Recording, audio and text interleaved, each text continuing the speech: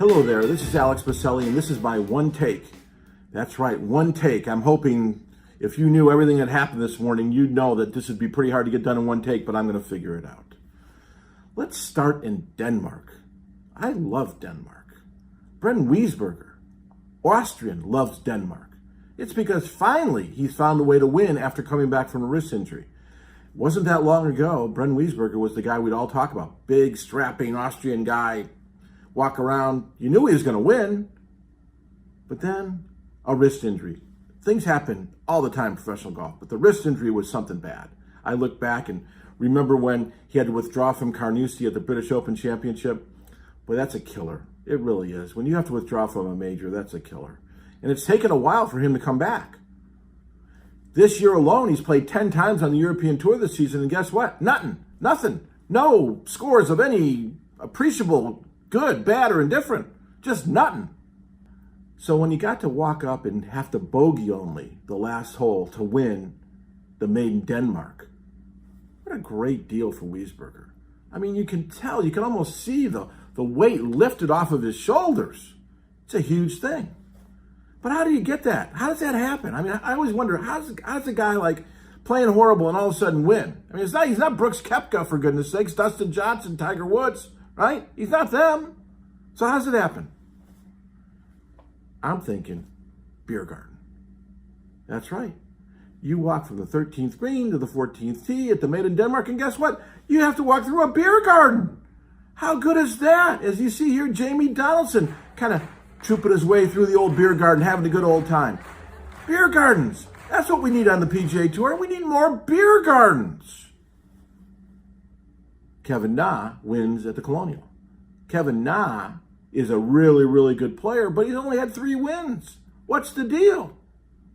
Deal is, it's really hard to win on the PGA Tour. It's really hard to win a Colonial. I mean, you really got to have your game. You got to golf what we say, golf your ball at Colonial. Kenny Harms, his caddy, who's been there for, I can't even think how long, gets the benefit of that win. Not only does he get what would normally be the obligatory 10% off the $1.3 million, but for some reason, Charles Schwab is giving this completely restored challenger to Kevin Na as for the win. Kevin Na, who's not crazy, says, hey, I know somebody would like this much better than me. How about this guy, Kenny Harms? Kenny Harms now has got this brand new, well, refurbished new Challenger. Boy, I love those cars. I had a 1979 440 Coronet. Boy, they flew. Anyways, I digress.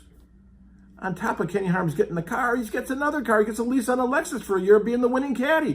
What kind of life is that? We'll roll in there with one probably questionable car. Now you got 2. Great job by Kevin Na. Great job by Kenny Harms. Bronte Law won the Pure Silk at Williamsburg. Big win for the Englishwoman. Getting ready to go just down the road to Charleston to play in the U.S. Women's Open. Wow. Big week for the women.